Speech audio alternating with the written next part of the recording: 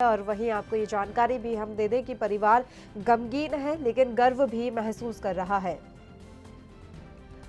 उनको अंतिम विदाई देने के लिए और श्रद्धांजलि देने के लिए काफी भीड़ मौके पर मौजूद थी। लोग काफी संख्या में वहां जमा हो गए थे।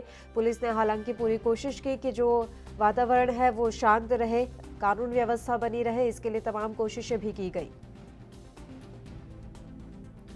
तो आज शहीद को अंतिम विदाई दे दी गई है।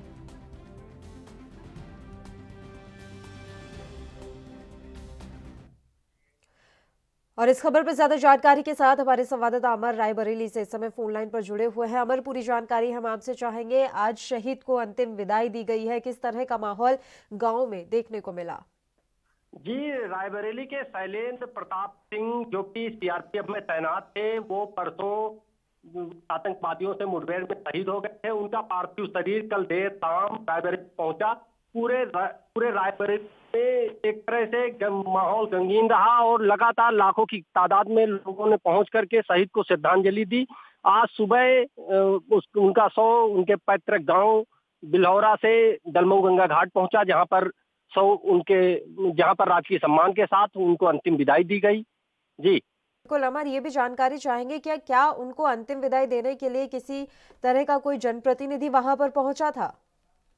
रायबरेली के जो क्षेत्रीय विधायक हैं वो लगातार वहां पर पहुंचे थे और रायबरेली के जो डीएम है वैभव श्रीवास्तव, रायबरेली के कप्तान श्लोक कुमार, पूरे प्रशासनिक अमला जो है वहां पर मौजूद था और लाखों की तादाद में रायबरेली के जो जनता के लोग थे, जनता लाखों की तादाद में वहां मौजूद थी। बिल्कुल, और शैलेंद्र के बारे में हम आपसे जानना चाहेंगे। जो शहीद जवान है शैलेंद्र, उनके परिवार किस तरह का था और अभी परिवार में किस तरह का माहौल है, और पूरी जानकारी उनके परिवार को लेकर। जी, आपको बताना चाहूंगा कि शैलेंद्र के परिवार में उनकी पत्नी, उनका एक बेटा है जो 8 साल का है। उनके पिता जो आईटीआई में कार्यरत थे वो सेवानिवृत्त हो गए हैं। उनकी 3 बहनें हैं और उनका जो बेटा है उसने जैसे ही कल उनके पिता का शव रायबरेली पहुंचा उनके पैतृक आवास, उसने उन्हें सलामी दी और नम आंखों से उस बेटे की इस सलामी को देख करके जो वहां मौजूद लोग थे उनकी आंखें नम हो गई। जी शुक्रिया अमर, तमाम जानकारी हम तक पहुंचाने के लिए। वहीं मध्य प्रदेश के सतना जिले के एक वीर जवान ने अपने प्राणों की आहुति दी। शहीद वीरेंद्र सीआरपीएफ का जवान था। उनकी बटालियन श्रीनगर में तैनात थी। सोमवार को आतंकियों ने फिर पुलवामा पर हमला किया, जिसमें भारतीय सेना के 2 जवान शहीद हो गए। शहीद जवानों में सतना का लाल धीरेन्द्र त्रिपाठी भी शामिल है। सीआरपीएफ ने शहीद के पिता को फोन पर सूचना दी। वीर सपूत धीरेन्द्र के पिता बालाघाट में पदस्थ हैं। सूबे के सीएम शिवराज भी अंतिम संस्कार में शामिल हुए और परिजनों को सहानुभूति प्रदान की।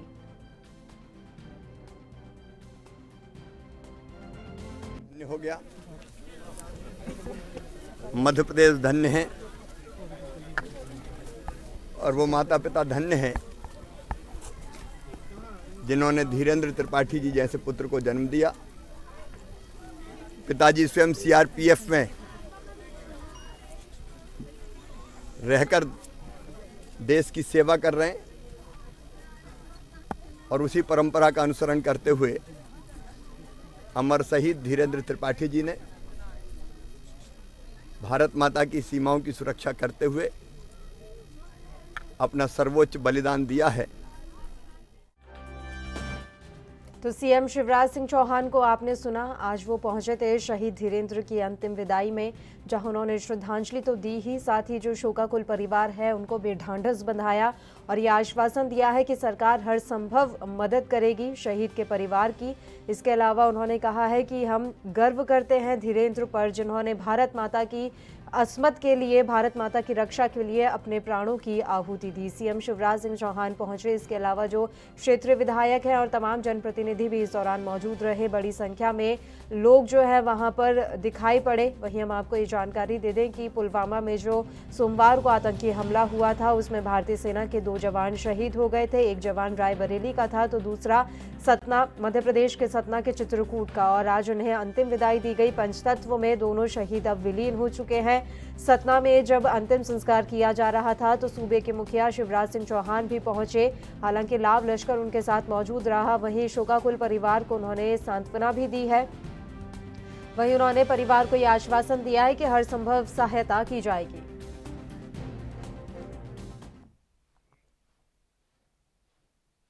कोरोना से छिड़ी जंग में जीत हासिल करने और लोगों के स्वास्थ्य की रक्षा के लिए छत्तीसगढ़ के जांजगीर चांपा जिले में भी खास तैयारी की गई है। कलेक्टर यशवंत कुमार के मार्गदर्शन में कोरोना सघन सामुदायिक सर्वे अभियान के अंतर्गत स्वास्थ्य विभाग की टीम द्वारा घर घर जाकर कोविड-19 के लक्षणात्मक मरीजों की पहचान का कार्य प्रारंभ कर दिया गया है। अभियान के तहत 12 अक्टूबर तक सर्वे का काम पूरा कर लिया जाएगा। सर्वे के लिए ग्रामीण और शहरी इलाकों में मितानिनों, आंगनबाड़ी कार्यकर्ताओं और सहायिकाओं, बहुउद्देशीय स्वास्थ्य कार्यकर्ताओं, सामुदायिक स्वास्थ्य अधिकारी, पंचायत एवं ग्रामीण विकास विभाग अमले की ड्यूटी लगाई गई है। अभियान के लिए गठित सर्वे दल क्षेत्रवार घरों में भ्रमण कर कोरोना संक्रमण के लक्षण वाले लोगों की जानकारी ले रहा है। जानकारी के आधार पर खंड चिकित्सा अधिकारी द्वारा इनकी जांच की व्यवस्था की गई है।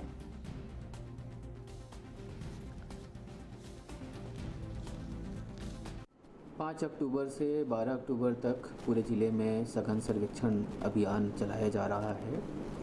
ये 8 दिनों का जो सघन सर्वेक्षण है, इसमें घर घर जाकर के हमारे मितानी, आंगनबाड़ी कार्यकर्ता और हेल्थ डिपार्टमेंट की जो टीम बनी है, वो टीम प्रत्येक घरों में जाकर के चेक कर रही है कि कितने लोग कोरोना के सिम्टम से ग्रसित हैं।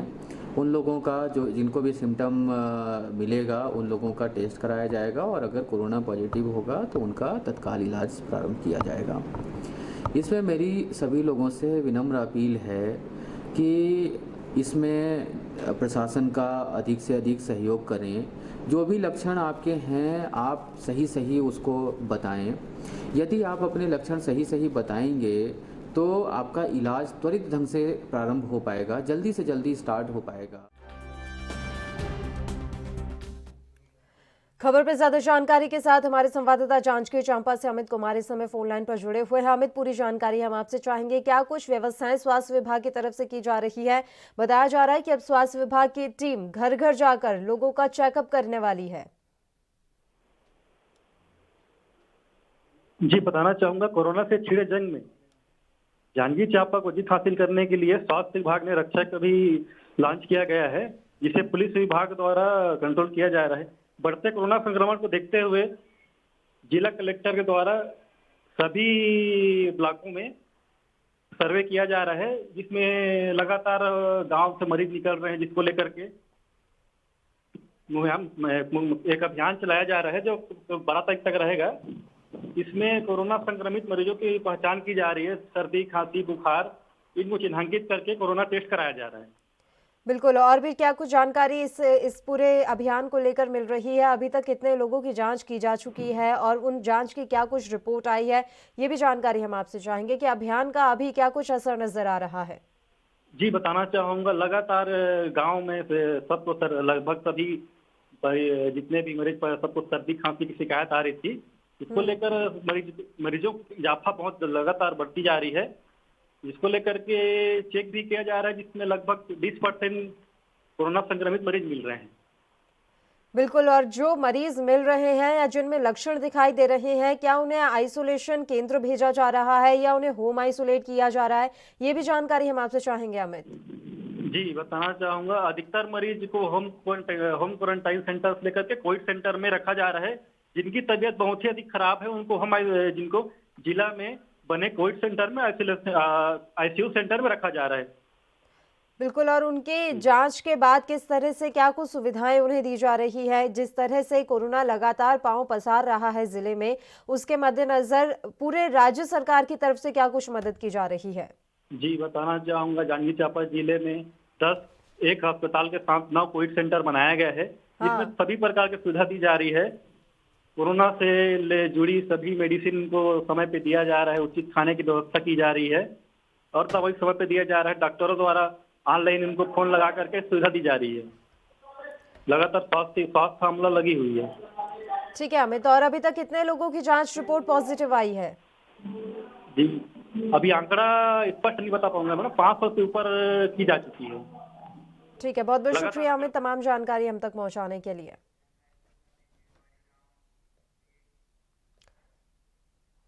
धान की खरीद को लेकर किसानों और सरकार के बीच की तनातनी खत्म होने का नाम नहीं ले रही है। हरियाणा के अंबाला में आज भी किसानों को अपनी धान को मंडी तक पहुंचाने में खासी परेशानियों का सामना करना पड़ा। अंबाला शहर की नई अनाज मंडी में एक बार फिर मार्केट कमेटी बोर्ड की सेक्रेटरी आशा रानी और किसानों के बीच खासी तू मैं देखने को मिली। किसानों ने यह आरोप लगाया है कि मार्केट कमेटी बोर्ड की सेक्रेटरी आशा रानी द्वारा जानबूझकर किसानों को परेशान किया जा रहा है। उन्होंने बताया कि सुबह से बिना मैसेज के किसानों की धान भी मंडियों में बखूबी प्रवेश कर रही थी, लेकिन जैसे ही आशा रानी आई उन्होंने अधिकारियों को आदेश दिए कि बिना मैसेज आए किसानों की धान को मंडियों में प्रवेश नहीं दिया जाए। बाद में जब किसानों ने इस बात पर आपत्ति जताई तब मैडम ने फिर से बिना मैसेज के आए किसानों को गेट पास उपलब्ध करवाए।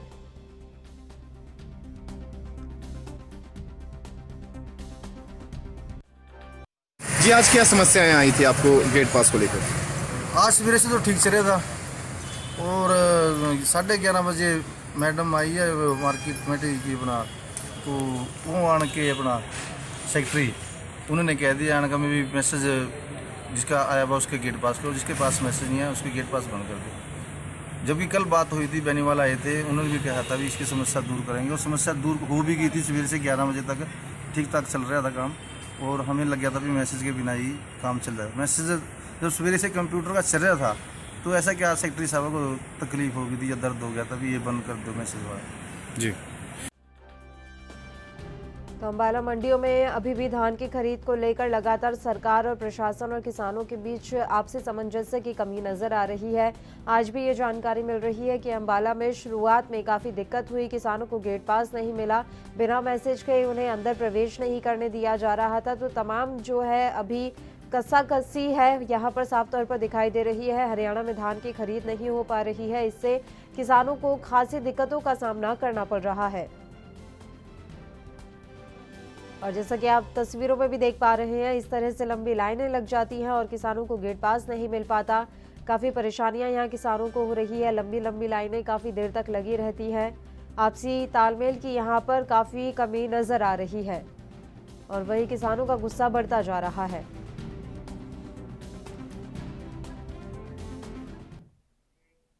बुलेटिन में फिलहाल एक छोटे से ब्रेक के लिए हम यहाँ रुक रहे हैं, फौरन हाजिर होंगे।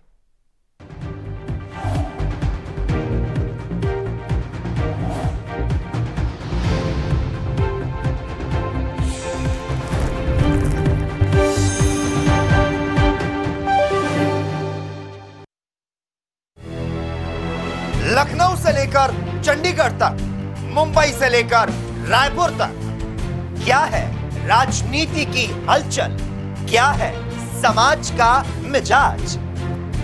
राजधानी लाइव, हमारी नजर, आपका फैसला, हर रोज सुबह 8 बजे सिर्फ ANP न्यूज पर। क्या आप दुबले पतले कमजोर हैं, आपकी सेहत नहीं बनती, भूख कम लगती है, वजन नहीं बढ़ता? दरअसल मेन बात खाना पीना खाना नहीं है, मेन बात है खाया पिया लगना। और अगर खाया पिया लगेगा ही नहीं तो सेहत बनेगी कैसे? इसलिए हमारी संस्था सन्यासी आयुर्वेदा ने एक ऐसी दवा बनाई है जो कि आपके पाचन तंत्र को, आपके लीवर सिस्टम को ठीक करने का काम करती है, ताकि आप जो भी खाएं उसका पूरे का पूरा निचोड़ आपके शरीर को लगे, आपकी भूख बढ़े, खाया पिया सही से लगे, नया खून बने, हड्डियों में जान आए, वजन बढ़े, ताकत बढ़े, चेहरे पर नूर आए और आप मोटे तगड़े खूबसूरत पर्सनैलिटी के मालिक बन जाएं। यह दवा पूरी तरह से आयुर्वेदिक होती है। इसका शरीर पर कोई भी साइड इफेक्ट, कोई भी नुकसान या दुष्प्रभाव नहीं होता। लड़के लड़कियां दोनों इसका इस्तेमाल कर सकते हैं और पहले 15 दिन के अंदर ही आपको इसका असर महसूस हो जाएगा। सिर्फ 650 रुपए की पूरे 1 महीने की दवा होती है और आप इसे घर बैठे 011 45 45 45 45 पर फोन करके दवा मंगवा सकते हैं।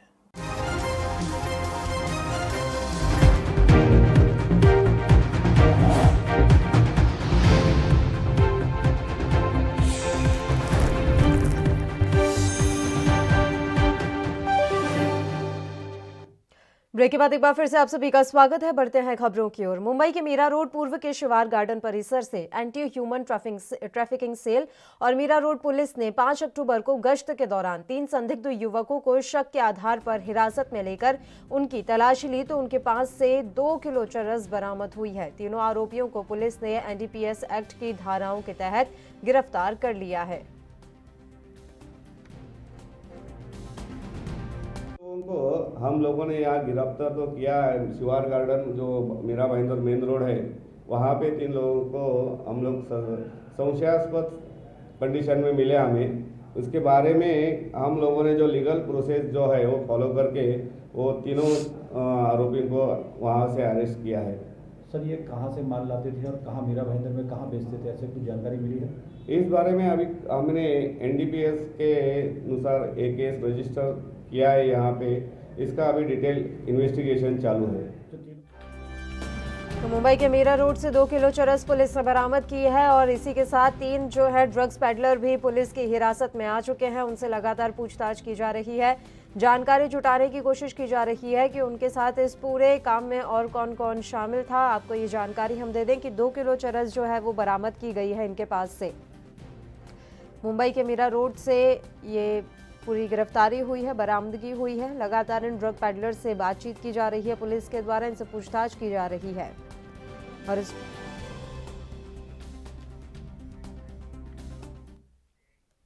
और इस खबर पर ज्यादा जानकारी के साथ हमारे संवाददाता मुंबई से सत्यप्रकाश सोनी इस समय फोन लाइन पर जुड़े हुए हैं। सत्यप्रकाश, पूरी जानकारी हम आपसे चाहेंगे। मीरा रोड से ड्रग पेडलर तो गिरफ्तार किए ही गए हैं, उनके पास से चरस तक बरामद की गई है। जी, जाहिर तौर पर देखिए जिस तरह से मुंबई में जो है बॉलीवुड इंडस्ट्री में ड्रग्स का मामला आया, लगातार एनसीबी कार्रवाई कर रही थी। इसके बीच में जो है क्राइम ब्रांच के साथ साथ मुंबई पुलिस भी लगातार अब जो है ड्रग्स जो के पेडलर है उनके ऊपर शिकंजा कसते नजर आ रही है। मीरा रोड में जिस तरह से 8,08,000 का जो है चरस बरामद किया गया, जाहिर तौर पर एक बहुत बड़ी कार्रवाई है। लगातार जो है मुंबई पुलिस और क्राइम ब्रांच जो है कार्रवाई कर रही है। ऐसे में जिस तरह से ये मीरा रोड की कार्रवाई हुई है वो कहीं कहीं बड़ी है। ऐसे में तमाम बड़े और खुलासे होने की बात कही जा रही है, क्योंकि लगातार जिस तरह से crime branch, narcotics control bureau, उसके बाद फिर मुंबई पुलिस, फिर उसके बाद सोशल जो एक्टिविटीज रखते हैं वो भी लगातार इस पूरे मामले में कार्रवाई में सहयोग करवा रहे हैं। जिस तरह से जानकारी ड्रग्स को लेकर मिल रही है, ऐसा माना जा रहा है कि मुंबई में आए दिन करोड़ों के कारोबार जो है ड्रग्स को लेकर होते हैं। ऐसे में सारे लोगों की संलिप्तता है, लेकिन अब एनसीबी और मुंबई क्राइम ब्रांच लगातार जानने की कोशिश कर रही है कि आखिर इस पूरे मामले का, इस पूरे ड्रग्स सिंडिकेट का सरगना कौन है। जी, इस समय पुलिस के द्वारा की जा रही है। सत्यप्रकाश, आपसे जानकारी हम ये भी चाहेंगे कि क्या पुलिस को इन ड्रग्स पेडलर के बारे में मुखबिर से सूचना मिली थी या आम चेकिंग के दौरान इन्हें गिरफ्तार किया गया? जी, जाहिर तौर पर देखिए सबसे पहले एंटी सोशल जो एक्टिविटीज हैं वो लगातार इस पे पूरे मामले में निगाह बनाए हुए हैं। हालांकि मुंबई पुलिस जिस तरह से अपने मुखबिरों को जो है एक्टिव कर दिया है, क्योंकि लगातार ड्रग्स के ऊपर कार्रवाई हो रही है मुंबई में। एनसीबी जिस तरह से कार्रवाई कर रही थी उसके बाद जो है कहीं कहीं मुंबई पुलिस को पैरेलल जांच के लिए कहा गया था। यही वजह है कि मुंबई पुलिस भी लगातार कार्रवाई कर रही है। मुखबिरी के दौरान मीरा रोड पुलिस को जानकारी मिली थी कि कोई शख्स है जो लगातार जो है ड्रग्स लेकर उस जो चिन्हित स्पॉट था उस पर आएगा और वहां से जो है एक शख्स को जो है ड्रग्स देगा। तो रंगे हाथ पकड़ा गया है, ऐसी जानकारी मिल रही है। और वहीं मीरा रोड पुलिस ये भी कर रही है कि जिस शख्स को ड्रग्स देने आई थी उसकी भी चिन्हित किया जा रहा है, उसको भी पूछताछ के लिए कभी भी बुलाया जा सकता है। बिल्कुल। और जो ड्रग्स बरामद की गई है, चरस जो 2 किलो बरामद की गई है, उसकी अंतर्राष्ट्रीय बाजार में क्या कुछ कीमत आंकी गई है? सत्यप्रकाश, देखिए जब मेरी बात मीरा रोड पुलिस से तो उन्होंने बताया कि करीब इसकी कीमत 8,08,000 बताई जा रही है। वहीं और भी जो ड्रग्स के बाकी वैरायटीज मिली है उसकी अभी कीमत नहीं पता लगी है, लेकिन बताया जा रहा है कि कम से कम 2 से 2.5 लाख की और भी कीमत के ड्रग्स है जो बरामद की गई है। लेकिन इस पूरे मामले में किसको देना था और कितनी मात्रा में देना था, इसकी जांच में अब मीरा रोड पुलिस लगी है। जी, बिल्कुल सत्य प्रकाश, आप लगातार हमारे साथ यूं ही बने रहिए। तो मुंबई के मीरा रोड से 2 किलो चरस बरामद की गई है और साथ ही 3 ड्रग्स पेडलर को भी गिरफ्तार किया गया है, जिनसे पूछताछ की जा रही है। और अब बढ़ते हैं अगली खबर की ओर। सोशल मीडिया पर पालघर के वसई में कांग्रेसी कार्यकर्ताओं के हाथापाई का वीडियो तेजी से वायरल हो रहा है। मामला वसई के तहसील कार्यालय के बाहर का है, जहां यूपी के हाथरस में देश की बेटी के साथ हुई निर्मम घटना को लेकर कांग्रेसी नेता और कार्यकर्ता आंदोलन कर रहे थे। इसी दौरान मीडिया को बयान देने के समय 2 गुटों के बीच जमकर हाथापाई हुई। सूत्रों से मिली जानकारी के मुताबिक जिस वक्त कांग्रेसी कार्यकर्ता आपस में भिड़ रहे थे, उस वक्त कांग्रेस के वसई विरार शहर कार्याध्यक्ष प्रकाश पाटिल, जिला अध्यक्ष अनिल आलमेड़ा मौजूद थे। हमारे संवाददाता सत्य प्रकाश सोनी लगातार फोन लाइन पर मौजूद है। इस खबर पर भी तमाम अपडेट, तमाम जानकारी हम उनसे ले लेते हैं। सत्य प्रकाश, पूरी जानकारी हम आपसे चाहेंगे। वसई का ये मामला सामने आ रहा है, जहां कांग्रेसी कार्यकर्ता आपस में ही भिड़ गए और अब वीडियो काफी वायरल हो रहा है।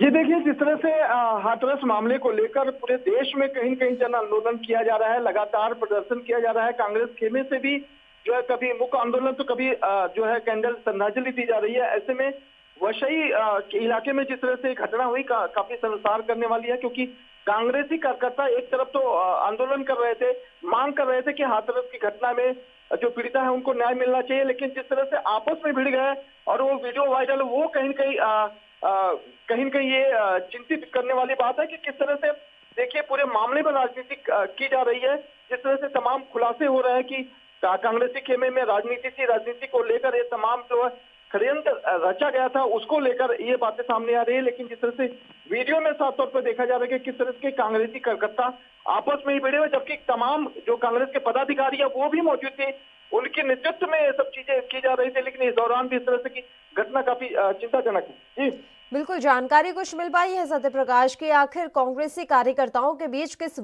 बात को लेकर विवाद हो गया था?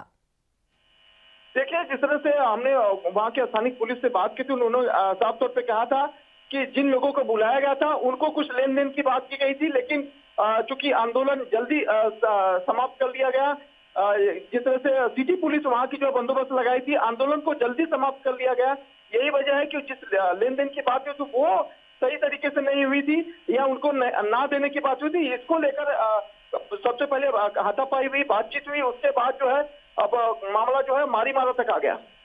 बिल्कुल, और इस तरह के जब वीडियो वायरल होते हैं तो कहीं ना कहीं कांग्रेस की किरकिरी ही सामने आती है। अब इस पूरे मसले के और इस पूरे वीडियो के सामने आने के बाद किस तरह की किरकिरी कांग्रेस की हो रही है? देखिए, कांग्रेस के एक नेता से जब मैंने इस वीडियो के बारे में बात किया तो उन्होंने बोला, देखिए जहां कुछ लोग जमा होते हैं तो जाहिर तौर पर इस तरह की चीजें होती है, लेकिन जाहिर तौर पर अगर इस तरह से मारा या इस तरह से विवाद होना और किसी ऐसे कार्यक्रम में जहां श्रद्धांजलि दी जा रही हो तो जाहिर तौर पर कांग्रेस की किरकिरी होना तो लाजिमी है। लेकिन सिर्फ यही मुंबई में नहीं बल्कि अन्य राज्यों की बात करें तो वहां भी अब कहीं न कहीं कांग्रेस की जो है किरकिरी होती नजर आ रही है, क्योंकि कांग्रेस जो है पूरी तरह से बैकफुट में है, क्योंकि हाथरस मामले को जिस तरह से कांग्रेस बुलाना चाहती है, राजनीतिक रंग देना चाहती थी, वो शायद सफल नहीं हो पाई। यही वजह है कि लगातार अब कांग्रेस की किरकिरी हो रही है। बिल्कुल, बहुत बहुत शुक्रिया सत्य प्रकाश तमाम जानकारी हम तक पहुंचाने के लिए। खबरों में बुलेटिन में खबरों का सिलसिला लगातार यूं ही जारी रहेगा। फिलहाल एक छोटे से ब्रेक के लिए हम यहाँ रुक रहे हैं, आप कहीं मत जाइएगा, फौरन हाजिर होंगे।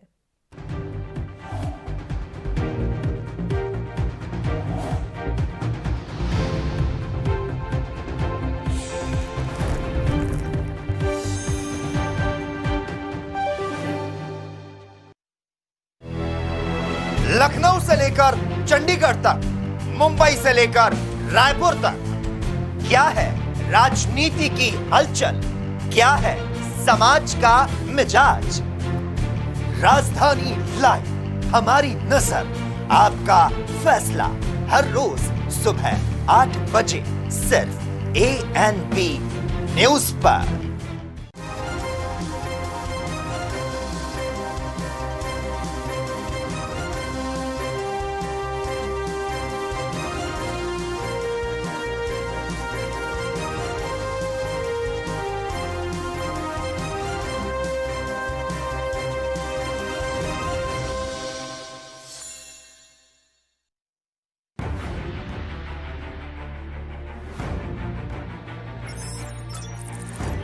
खबर चाहे सियासत की हो या सरकार की, खबर चाहे भ्रष्टाचार की हो या गुनहगार की, दिन भर में क्या रहा देश जगत का हाल, किस मुद्दे ने बनाई किसकी सरकार, रखते हैं हम सब पर नजर, पहुंचाते हैं हम हर खबर। हम हैं ANB न्यूज। क्या आप दुबले पतले कमजोर हैं, आपकी सेहत नहीं बनती, भूख कम लगती है, वजन नहीं बढ़ता? दरअसल मेन बात खाना पीना खाना नहीं है, मेन बात है खाया पिया लगना। और अगर खाया पिया लगेगा ही नहीं तो सेहत बनेगी कैसे? इसलिए हमारी संस्था सन्यासी आयुर्वेदा ने एक ऐसी दवा बनाई है जो कि आपके पाचन तंत्र को, आपके लीवर सिस्टम को ठीक करने का काम करती है, ताकि आप जो भी खाएं उसका पूरे का पूरा निचोड़ आपके शरीर को लगे, आपकी भूख बढ़े, खाया पिया सही से लगे, नया खून बने, हड्डियों में जान आए, वजन बढ़े, ताकत बढ़े, चेहरे पर नूर आए और आप मोटे तगड़े खूबसूरत पर्सनैलिटी के मालिक बन जाएं। यह दवा पूरी तरह से आयुर्वेदिक होती है। इसका शरीर पर कोई भी साइड इफेक्ट, कोई भी नुकसान या दुष्प्रभाव नहीं होता। लड़के लड़कियां दोनों इसका इस्तेमाल कर सकते हैं और पहले 15 दिन के अंदर ही आपको इसका असर महसूस हो जाएगा। सिर्फ 650 रुपए की पूरे 1 महीने की दवा होती है और आप इसे घर बैठे 01145454545 पर फोन करके दवा मंगवा सकते हैं।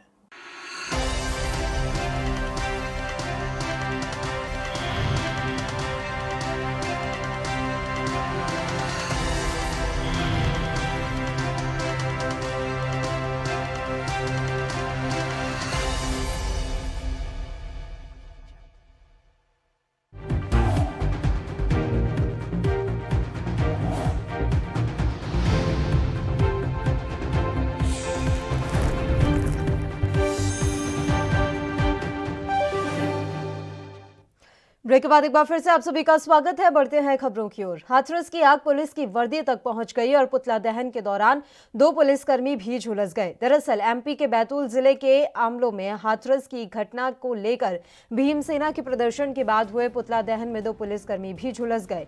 पुतला दहन को लेकर भारी हंगामा हुआ। घटना के बाद पुलिस ने 14 लोगों के खिलाफ नामजद मामला दर्ज कर लिया और 3 लोगों को गिरफ्तार कर लिया। दरअसल उत्तर प्रदेश के हाथरस में बालिका के साथ घटी घटना और बेरोजगारी को लेकर आंवला में भीमसेना ने बस स्टैंड के पास स्थित बाबा साहेब आंबेडकर की प्रतिमा के पास धरना प्रदर्शन किया। धरना प्रदर्शन के दौरान भीमसेना के पदाधिकारियों ने पुतला दहन का कार्यक्रम भी रख दिया। भीमसेना द्वारा पुतला दहन किया जा रहा था, तभी पुलिस और प्रदर्शनकारियों में पुतले को लेकर खींचतान हो रही थी। किसी ने पेट्रोल फेंका जो पुतले के साथ पुलिसकर्मियों पे भी गिर गया और आग लगा दी गई। आग की लपट में 2 पुलिसकर्मी एसआई अमित पवार और आरक्षक सुनील राठौर तक आ गए। मामला यह कि भीमसेना द्वारा पोस्ट ऑफिस के सामने एक दिवसीय धरना दिया जा रहा था बेरोजगारी समस्या को लेकर। कार्यक्रम के बाद इनके द्वारा पुतला जलाने की कोशिश की गई। पुलिस के द्वारा मना किया गया। मना करने के बाद कार्यकर्ता आक्रोशित हो गए और जिन कर्मचारी ने पुतला वापस लिया था उस पुतले पर और कर्मचारी पर पेट्रोल डाल दिया।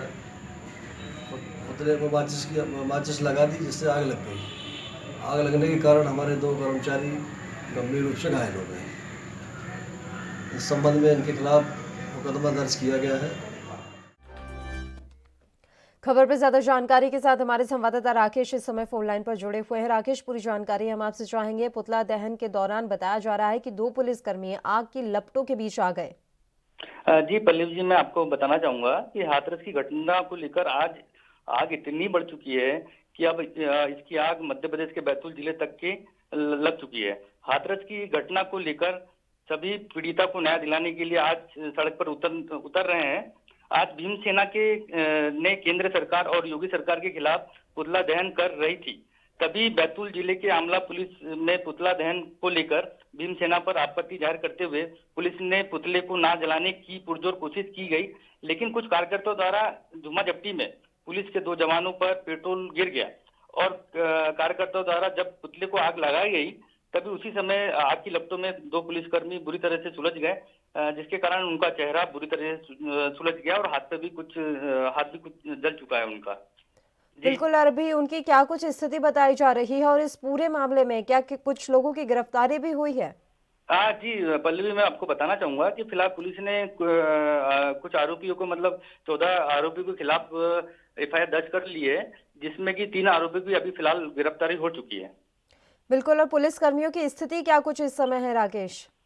फिलहाल पुलिसकर्मियों की जो स्थिति जो देख के बताया जा सकता है कि उनकी स्थिति इतनी खास, मतलब उतने ज्यादा वो आग में सुलझे नहीं है और फिलहाल एक पुलिसकर्मी के चेहरे पे काफी जल चुके हैं और हाथ में कुछ नॉर्मली, मतलब जो जले जाते हैं वो नॉर्मल तरीके से जले हुए हैं वो। बिल्कुल, और अब देखने में आ रहा है राकेश कि लगातार इस तरह के जो प्रदर्शन हो रहे हैं वो प्रदर्शन अब उग्र होते जा रहे हैं। क्या ऐसे में ये जिम्मेदारी राज्य सरकारों की नहीं बन रही है कि कानून व्यवस्था को बनाए रखने के लिए प्रदर्शन की अनुमति ना ही दी जाए? जी, ये तो पल्लवी जी बिल्कुल कहना साफ तौर पे सही है आपका कि ये राज्य सरकार की पूरी पुरजोर से जिम्मेदारी बननी चाहिए कि जिस तरीके से जो प्रदर्शन हो रहे हैं, इस प्रदर्शन के कारण हाथरस की पीड़िता को तो न्याय जो मिलना तो दूर है, लेकिन जो फिलहाल में जो स्थिति जो निरंतर जो बिगड़ती जा रही है अभी मतलब इसको लेकर, तो वो तो कहीं ना कहीं ये चिंता का विषय बना हुआ है।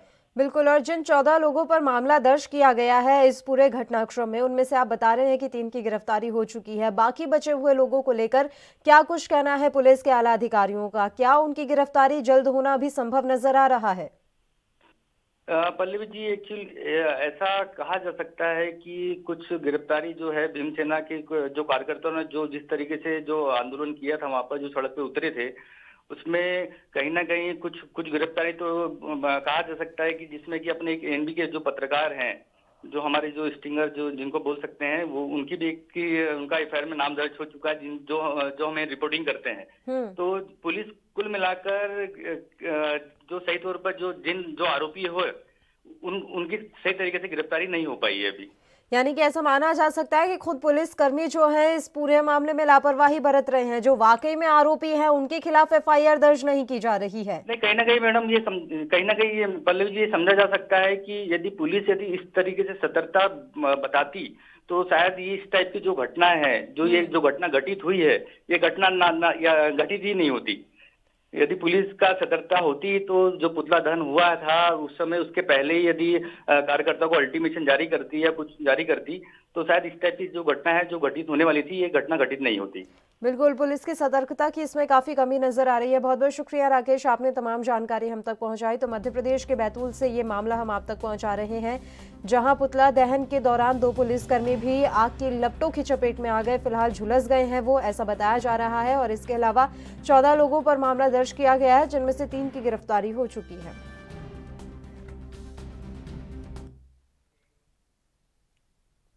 वहीं छत्तीसगढ़ बीजेपी के आह्वान पर प्रदेश में आज बीजेपी कार्यकर्ताओं के द्वारा सभी जिला एवं ब्लॉक मुख्यालयों में 1 दिवसीय धरना प्रदर्शन किया गया। इसी क्रम में राजनांदगांव जिले के डोंगरगढ़ ब्लॉक में भी भाजपा कार्यकर्ताओं के द्वारा अपनी प्रमुख 4 मांगों को लेकर 1 दिवसीय धरना प्रदर्शन किया गया, जहां भाजपा कार्यकर्ताओं ने आगामी 1 नवंबर से धान खरीदी शुरू करने, धान खरीदी 20 क्विंटल प्रति एकड़ के हिसाब से करने, पिछले वर्ष की धान खरीदी की राशि एकमुश्त देने और 2 वर्षों का बोनस प्रदेश के किसानों को प्रदान करने संबंधी 4 मांग प्रदेश सरकार से की है।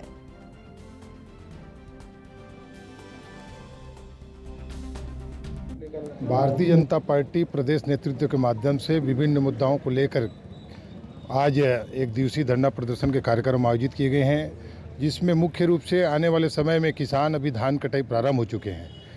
पूर्व सरकार भारतीय जनता पार्टी की जब सरकार थे तो 1 नवंबर से धान खरीदी होते थे, लेकिन प्रदेश में निकम्बी भूपेश सरकार बैठे हैं, वो 1 दिसंबर से धान करूँगा बोल रहे हैं। क्योंकि किसान धान आज अपने धान काटने के बाद रखने की व्यवस्था किसान को नहीं होता। हम इस धरना प्रदर्शन के माध्यम से प्रदेश सरकार को चेताना चाहते हैं। बीजेपी कार्यकर्ता और नेताओं की जो है बात सुनी है, उनका साफ तौर पर कहना है कि छत्तीसगढ़ की जो सरकार है वो धान की खरीदी शुरू नहीं कर पा रही है और इसी के चलते आज पूरे प्रदेश भर में तमाम जिला मुख्यालयों और ब्लॉक पर प्रदर्शन किया गया है बीजेपी के कार्यकर्ताओं के द्वारा। इसी कड़ी में राजनांदगांव में भी ये प्रदर्शन किया गया। प्रदर्शन की तस्वीरें आप देख सकते हैं। 4 मांगे जो कि पूरी किसानों से जुड़ी हुई मांगे हैं, उन्हें सरकार के सामने रखने की कोशिश की गई है और सरकार से धान की खरीदी शुरू करने से लेकर तमाम जो बातें हैं वो कही गई हैं और मांग रखी गई है। खैर, ये तो देखने वाली बात होगी कि इन धरना प्रदर्शनों का कितना असर राज्य सरकार पर पड़ता है, लेकिन यहाँ साफ तौर पर यह नजर आ रहा है कि बीजेपी हो या कांग्रेस, दोनों ही इस समय जबरदस्त सियासत करने में जुटी हुई है। जहां कांग्रेस नए कृषि कानूनों को लेकर इस समय सड़कों पर उतरी हुई है, वहीं बीजेपी जिन राज्यों में कांग्रेस की सरकार है वहां पर धान खरीदी को लेकर और किसानों की समस्याओं को लेकर सड़कों पर उतरी हुई है। खबर पर ज्यादा जानकारी के साथ हमारे संवाददाता शशांक उपाध्याय इस समय फोन लाइन पर जुड़े हुए हैं। शशांक, पूरी जानकारी हम आपसे चाहेंगे। आज राजनांदगांव में प्रदर्शन किया गया है बीजेपी के कार्यकर्ताओं और नेताओं के द्वारा, क्या कुछ प्रमुख 4 मांगे? हालांकि हम जानते हैं कि ये सब तमाम जो मांगे हैं वो किसानों को लेकर ही है, लेकिन पूरी विस्तार से जानकारी हम आपसे चाहेंगे। जी बिल्कुल, आपको बता लगातार चाहे कांग्रेस हो चाहे भाजपा हो, लगातार किसानों की हित की बातें करते अभी दिखाई दे रही है।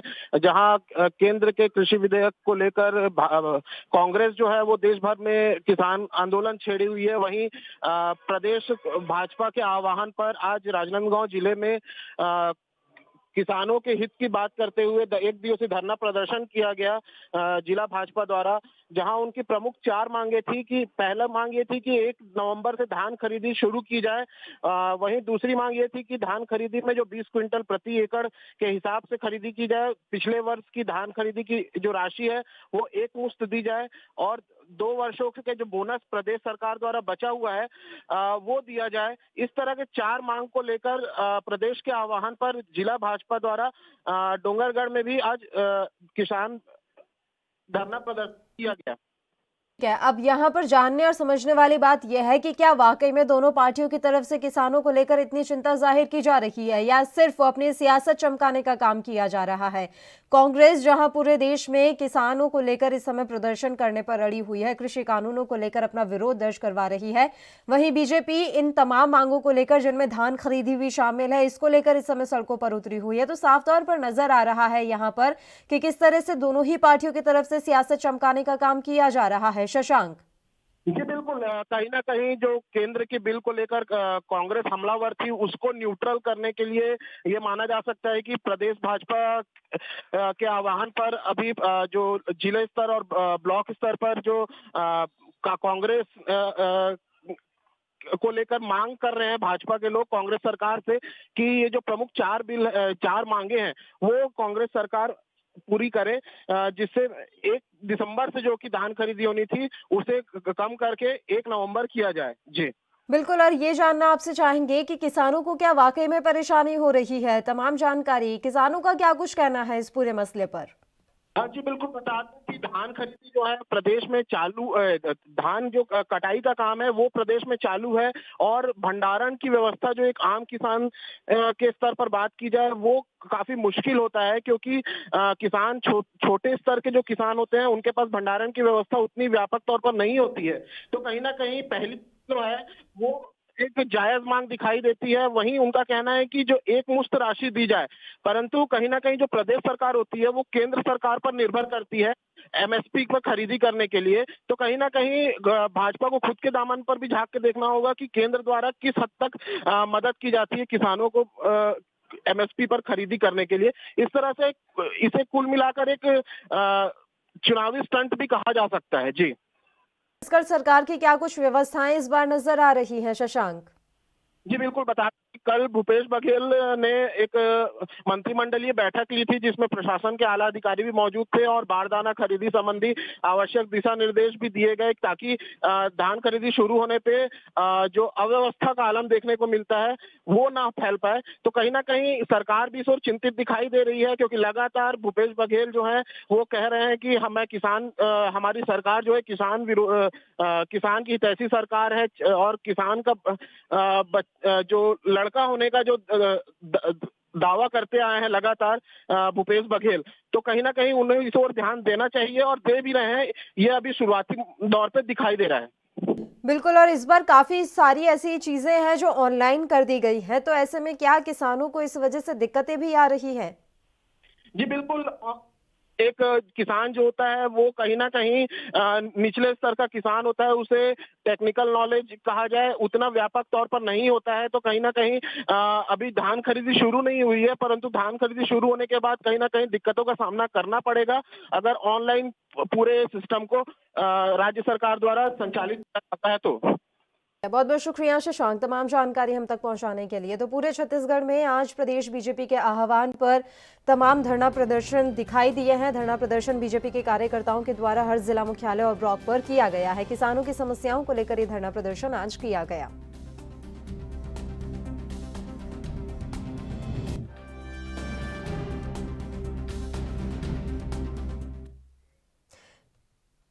तो हमारे संवाददाता शशांक हमारे साथ जुड़े थे, उन्होंने तमाम जानकारी दी और उनका साफ तौर पर कहना है कि कहीं ना कहीं किसानों के मुद्दे पर अभी इस समय सियासत चमकाने की कोशिश की जा रही है। आपको ये हम जानकारी जैसा कि बार बार देते आए हैं कि कांग्रेस इस समय कृषि कानूनों को लेकर जहां सड़क पर उतरी हुई है, वहीं बीजेपी उन राज्यों में इस समय प्रदर्शन कर रही है जहां कांग्रेस की सरकार है और बीजेपी की तरफ से भी किसानों के ही मुद्दे उठाए जा रहे हैं। उनमें धान खरीदी से लेकर भंडारण तक की तमाम समस्याओं को सामने रखा जा रहा है। इसी के साथ इस बुलेटिन में इतना ही। मुझे दीजिए इजाजत। देश प्रदेश की तमाम ताजा खबरों के लिए आप बने रहिए हमारे साथ। नमस्कार। देश दुनिया की खबरों के लिए ANB न्यूज को सब्सक्राइब करें और बेल आइकन दबाएं।